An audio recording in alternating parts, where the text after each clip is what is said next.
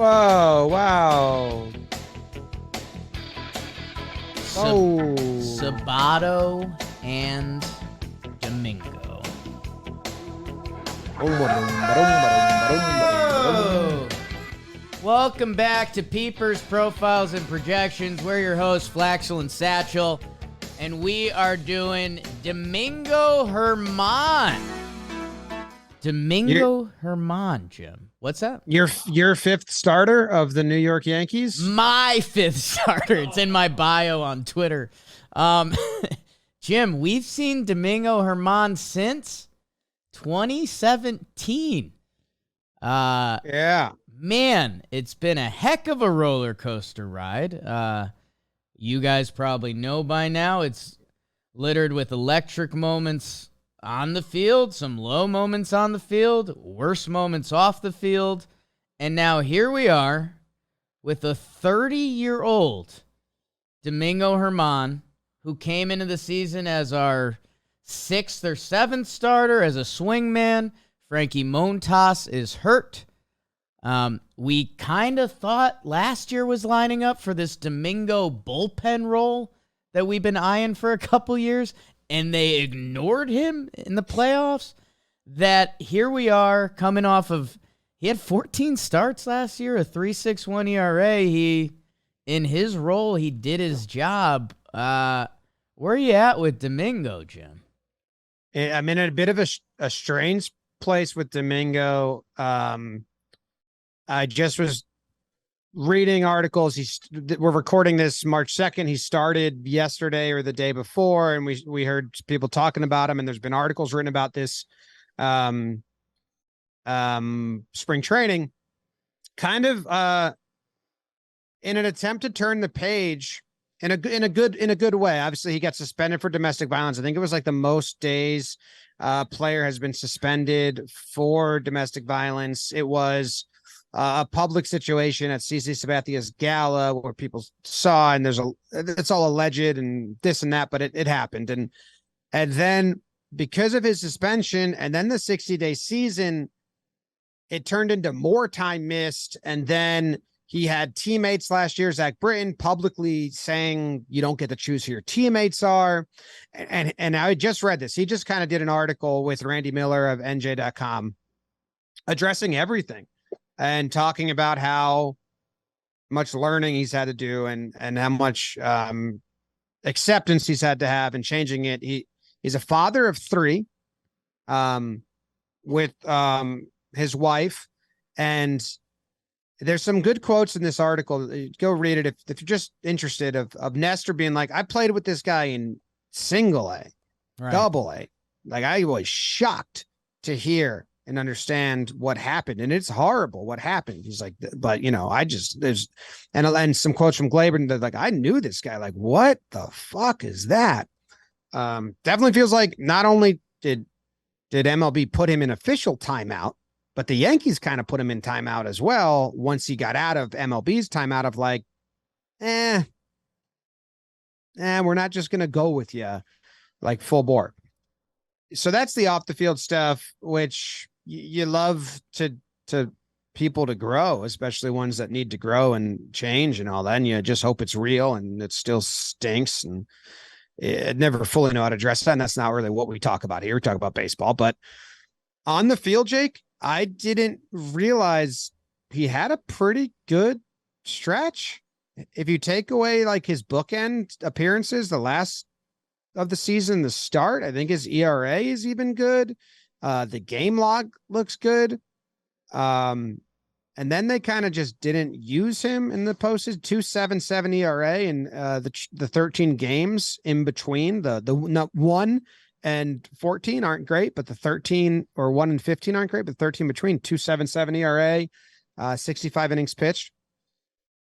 I do think, judging from Clark's start and Domingo's start, that they are leaning Domingo as the fifth starter, Clark as the long man. Boone did have quotes saying one of them is going to be the long man, basically. So I want to just get my final part on Domingo off the field out, because it's on everyone's mind where when we started doing this, I mean, Jim, we were a lot younger than we were now, and it's, I was looking for the going away line because I'm normally a silly guy, and hey, if you never want to be fine with Domingo Germán, that's on you, and that's okay. If you're second chances, whatever you are. I think he was 26, 27 when the incident originally happened after CC's gala. He's now 30, and like you mentioned, kids and stuff, and all you can hope is that he's grown and got better, and there's some good quotes and articles about that, and I hope he is there. And if you never want to root for him, I get it. I very much get it. Yeah. Baseball-wise, what needs to be talked about is Domingo Germán is out of options. When you talk about him being in timeout, that was something that the Yankees got to use, was the fact that he still had options. He has no options, and Clark Schmidt has one option. That becomes very important in how you navigate a team and how you operate your bullpen, starter, and long relief. We know the Yankees always have a plan, sometimes too much of a plan. But coming into the season with off days and how you can juggle your starters, I wouldn't be surprised if, Domingo's on the team and if you see a relief appearance early and then he's lined up for that first, fifth start of the year. Clark Schmidt, you hope they take care of him and put him on the team. It just gets really weird with keeping guys stretched out and stuff. And we'll see if any other injuries occur. We already saw Montas go down. If another person goes down, it is Clark and Domingo in the rotation. I think Domingo, options-wise, has the leg up. And it's a little bit of a tough break for Clark. But let's see how the rest of the spring goes. Again, we record this March 2nd, and Clark looked really strong. And at this point, Clark has potential. Like, I was surprised to see Domingo's 30. I don't know why. And Domingo Germán, funny enough, his velo has gone down a lot, while around baseball, velo is through the roof. When Domingo came up, he was 96 miles per hour. Last year, his fastball was 93. So he's not this, we have this image of this kind of freaky, long Domingo Germán with gross pitches. He's kind of not that guy, but he's got a lot of MLB experience, and his stuff still plays. When he has his good stuff, you're like, wow, those pitches have some really good movement where, I don't know, I think if you asked a lot of Yankee fans, who's got the faster fastball, Domingo or Clark, your brain kind of jumps to Domingo, but Clark's got him by a couple miles per hour, I think. Yeah, I always thought of Domingo as a sinker baller. I guess he throws both fastballs. Pitching. I thought it was a sinker. Well, I don't know, like a two-seam fastball. A two-seam. That's what I picture. Yeah. Well, two-seam sinker interchangeable on Baseball Savant, same thing. The options is the whole story here. So anyone rooting heavily for Clark, you're rooting for a Germán injury at this point. Or as trade. An opening day. That's bad news for the Clark Schmidt camp, which I might be in. I really don't know. I got to watch spring, but if Domingo does not have options, then he has to start this season on the Major League 26-man roster. So then the options are that either if Clark wins the spot, Domingo's the long man, and someone from the bullpen gets bumped, which would be Albert Abreu, who also doesn't have options. They've DFA'd him before, or they could trade him. If they don't want to lose Albert Abreu for nothing, and nor lose Germán which for they nothing, have before, which they have before, but out of the gate they don't usually. I don't think they've ever done. It's looking like Germán's going to be that fifth starter, maybe a relief appearance and fifth starter, and then Clark is going to be in AAA. I mean, unless things really change, but Boone has told us that spring training's not going to change their minds on decisions. The roster construction's a bit of a tough juggle for Clark there, huh? Damn, didn't realize that. Well, and we'll do in a Clark PPP later on, so we'll talk about that then. As we see some more of them. We're one pitching injury away, starter or reliever, from that being a much easier conversation. And the other guy who's on the I can get screwed bus is Ron Marinaccio, who we've saw them do that before. So there's a little bit of slight wiggle there, and we only have Clark's first debut of spring, and he looked very sharp, but, that could change very quickly. But Domingo Germán's going to be a part of this team. Is he starting? Is he relieving? At some point, he's going to be starting.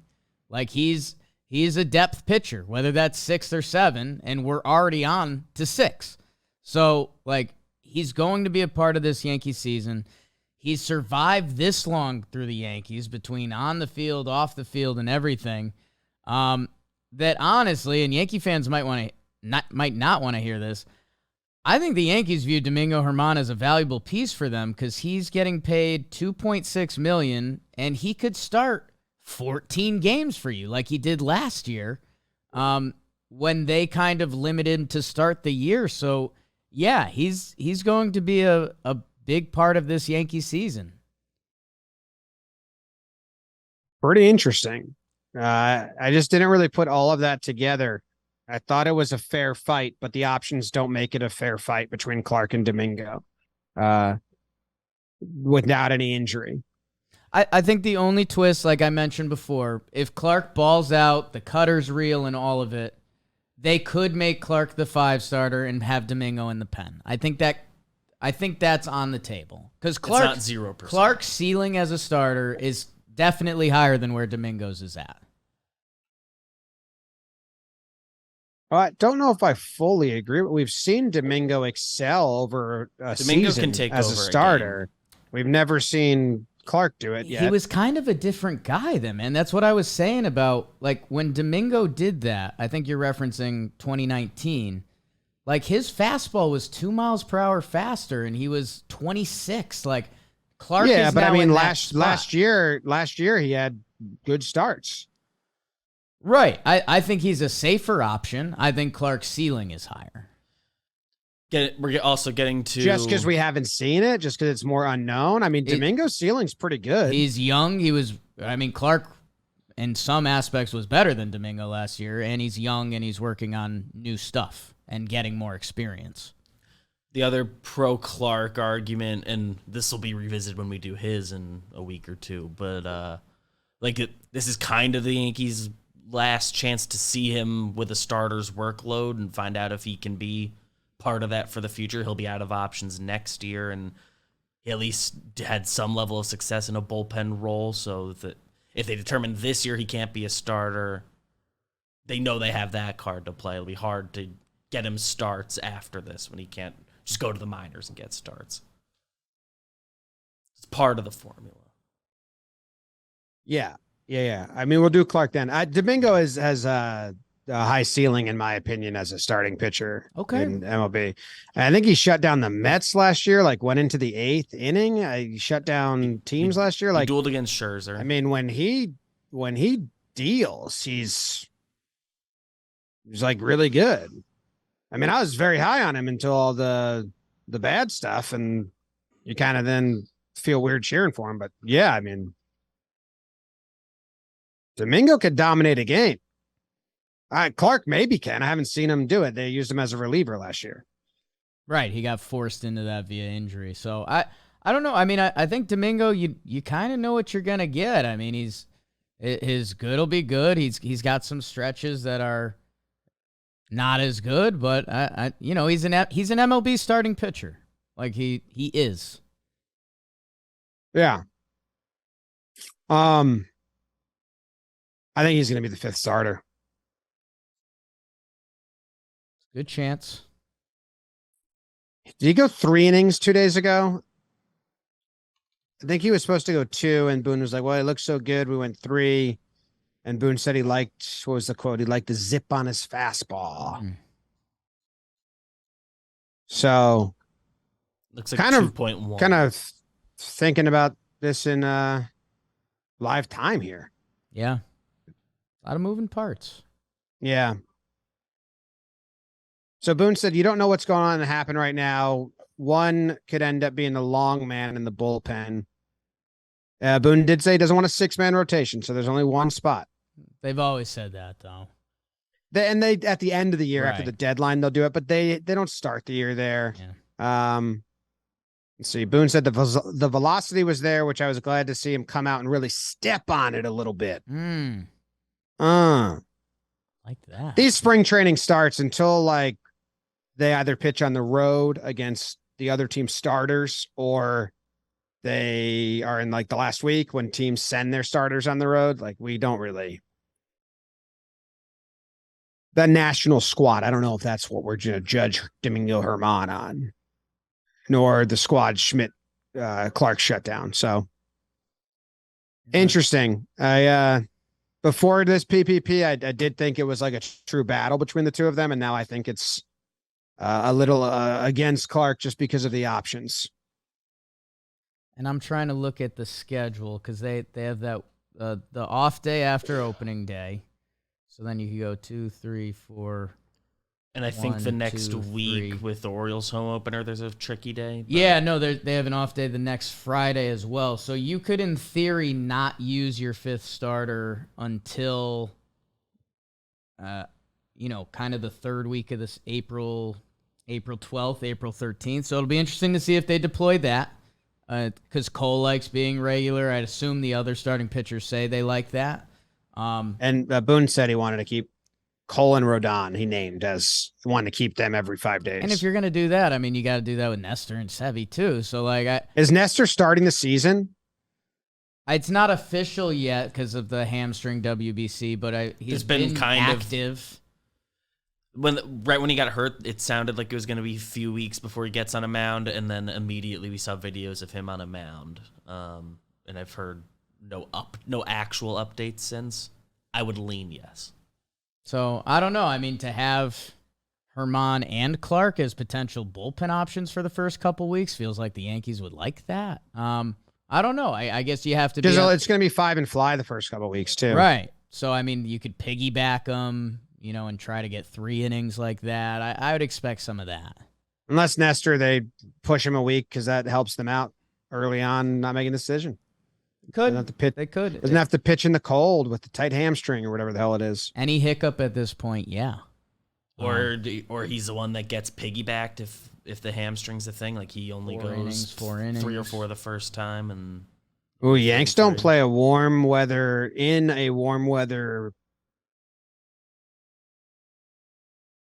place until Angels April 27th. Oh, LA the 18th. Oh, that's home. That's home. But it could be warm in April, but they could be playing a lot of really cold baseball until the 27th in Texas. The only way to really find out is getting a seat by going to SeatGeek, code JOHNBOY playoffs. Or excuse me, it's not the playoffs yet, it's the preseason. Code JOHNBOY preseason. I guess I'm just getting myself excited where we might be. Code JOHNBOY preseason, 15% off, whether you're a first-time buyer or not. So if you're going to a game and you're getting a ticket, I can save you 15%. With SeatGeek, the app is so easy to use. Green, good, red, bad. Bang! Download the app, JOHNBOY preseason, save yourself 15% off. I mean, I guess... because I think we jumped to Domingo. Is the over/under game started? I mean, what are you tracking with Domingo this year? It's either game started or ERA, right? Game started. I'd probably put it at 15. I think so too. I would go over. I mean, he started 14 games last year in limited action, and we've already seen Montas go down, and there will be other injuries. Yeah, maybe it's like 20. I don't know. Yeah, I mean, 20 would be interesting because in 2021, he started 18. 2020, he did not pitch.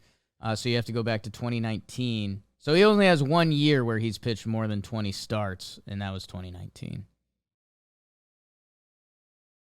Yeah. All right, I'd go over 15 if that's what we're setting it at. 17, I'd go over. I'm going 16 starts. Nice. Sounds good. Under. Onder. Over. Ovender. I'm all overs. Boone just said I have to play the outfield if I can't lose if Peraza wins the job. You already know. then start him in the outfield. See it. One way to play the outfield is be in the outfield. Not to quote Yogi.